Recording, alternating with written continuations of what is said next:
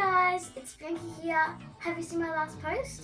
I reviewed for you The Detective's Guide to Ocean Travel, and in this video I'll be reviewing for you book 2 from the series, The Detective's Guide to New York City, written by the award-winning author Nicki Greenberg and published by Film Press. Before I get started with the book review, I would like to say a huge thank you to the publisher Film Press for sending me this awesome book. I had so much fun reading it and I really appreciate it. Now, back to the book review. In The Detective's Guide to New York City, we'll meet up again with Captain Stark, Pepper, Nora, and Sol. Guess what? Pepper is no longer begging the captain to go on the cruise. Now they're actually traveling together. And Nora is performing in Broadway. She even has her own line. And Sol is a pastry chef apprentice, working at a really fancy restaurant called Le Toit. Are everyone's dreams coming true? Not really. Let me introduce you to the new characters.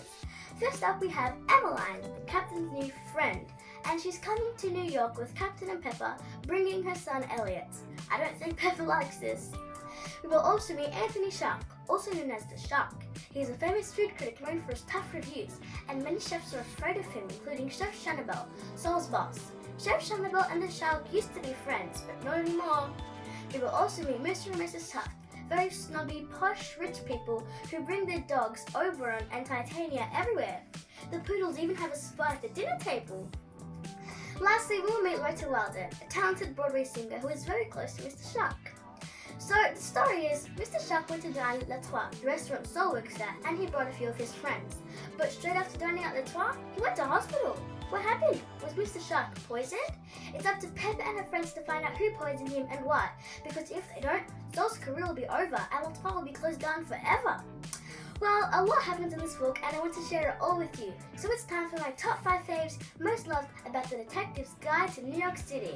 Number 1, the letters. Pepper, Nora, and Sol were exchanging letters at the end of book 1 and at the beginning of book 2. It really made the stories flow, connecting book 1 to book 2. I thought the idea was cool. Now, my top 2 is traveling to New York City. I haven't been to New York City yet, so it was really fun to read about all the landmarks and cool places you can go in New York City.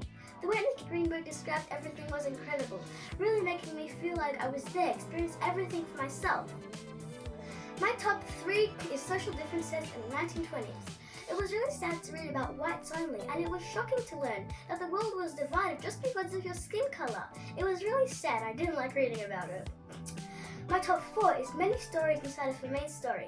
It was so cool how all the characters kind of had their own mini story inside of one big story, with all their dreams, conflicts, and overcomes.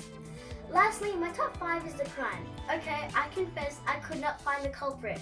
Mr. Shark had so many enemies that really anyone would have a reason to poison him. I also loved the way the crime was investigated. There were so many adventures, including Pepper, Nora, and Sol. Well, a lot happened in this book and I loved it. It's probably my favorite book. Well, I hope you guys enjoyed this video. Have a great day and I'll see you in my next post. Bye!